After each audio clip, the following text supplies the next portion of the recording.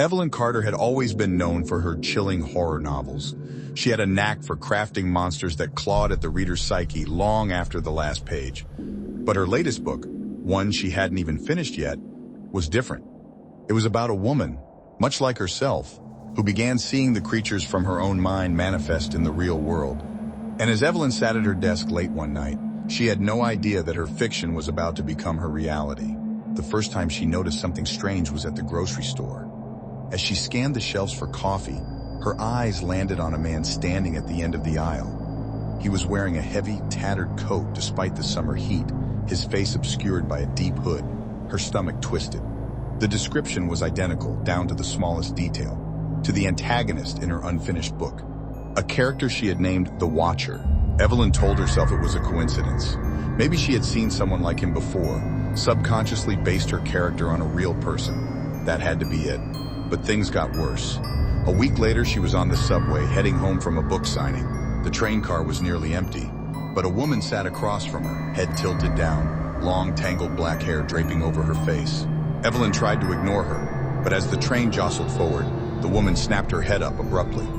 A shiver ran down Evelyn's spine. The character's name was Lila, a restless ghost in her new book. The train lights flickered, and in that brief moment of darkness, Lila was suddenly right beside her.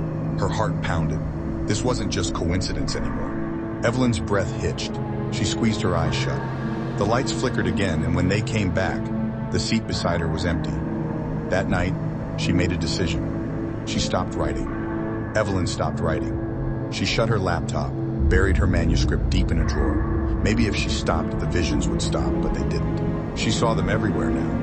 The figures she had created, the horrors she had spent months crafting, lingering at the edges of her reality, watching her. One night she woke up to a sound in her apartment, a slow, deliberate scraping against the wooden floor. Her pulse raced as she reached for her bedside. She felt the air become cold. That was the final line she had written in her book before she stopped.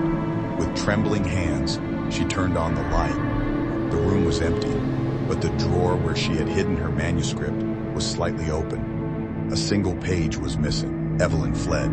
She packed a bag and left the city, retreating to a cabin in the woods, far from the places where she had seen them. But she couldn't escape. On her second night there, a knock echoed through the cabin. 3 slow, heavy raps against the wooden door. Her heart pounded. No one should have been there. She peered through the peephole, and standing outside, beneath the dim porch light, was a faceless figure. A figure she had written about just days before she stopped.